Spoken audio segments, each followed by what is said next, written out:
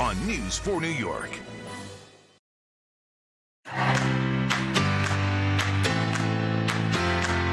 Listen. Everything we say and do has real consequences. Elmhurst, Corona, Astoria, LIC. I see you, and you see me. Well, you heard it right there. I See You and You See Me. It's the title of a new film that just debuted at the Queen's Theater, and it tells the story of the borough's reemergence from the depths of the coronavirus pandemic. We have a special guest here to tell us more about it. Harris Doran. He wrote and directed and adapted the film, and most importantly, he was born and raised in Flushing, Queens. Harris joins us now by Skype. Harris, good morning. Great to see you. Great to see you. Thanks for having me. I have Queens cred. My family's been in the Rockaways for 60 years, so yes. I share a borough with you. But, you know, poignantly, when I would drive on the Van Wyck and I'd go by Elmhurst Hospital last spring at this time, I just felt a sadness throughout the whole borough. And I know that impacted you as you were trying to put this program together. Tell us about that. Yeah, so...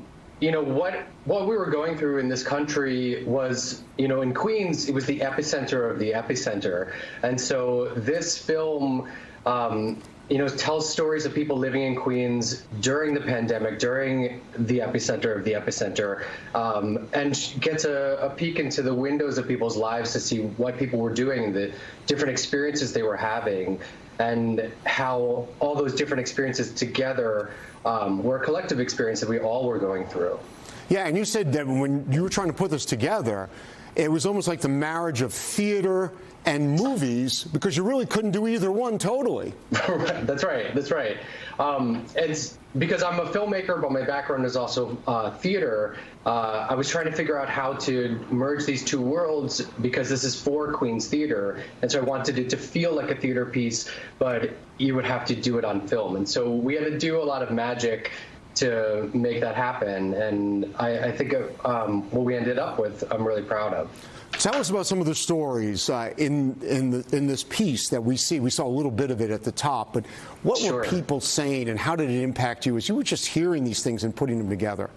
Yeah, I mean, the stories were so vast. I mean, from, you know, an Iranian Jewish woman trying to figure out how to do her first Passover because her parents usually did it, to someone going through COVID, to, you know, people just figuring out how to date. You know, everyone was having a different experience. And for me, what was overwhelming was this feeling of that no matter what we were going through, we're not alone, because we all were going through it. And I think that's part of the beauty of reflecting. Even though it's a year later, it feels like 20 years later with everything that's happened in this past year. You know, you bring up such a good point, because people were going through experiences that it was uncharted water. And I think it's great. I think it gives you comfort to hear other people kind of were going through the same thing. Even if it wasn't your experience, it's kind of like your experience.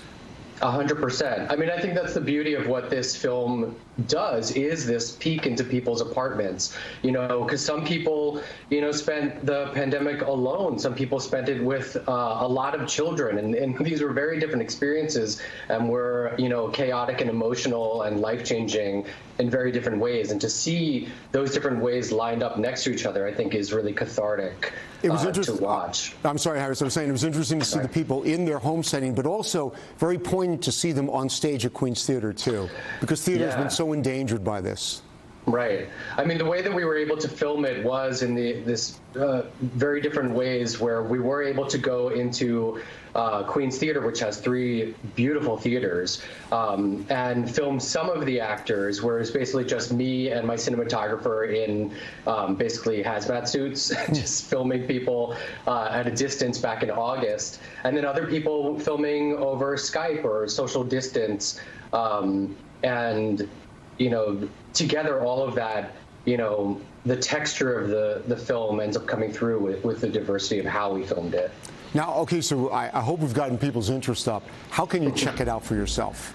So you can go to queenstheater.org, that's THEATRE, and you can watch it there. All right, that's pretty simple, right? Yeah, that's it. Yeah, it's free. It's free, so that's what's important. It's free, so just go and watch it. And they want it for the community, so that's why it's free, so go and check it out. Our thanks again to writer and director Harris Doran.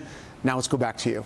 All right, our thanks to Michael and Harris. And still ahead on Today New York, we'll look at checking your top stories, including this.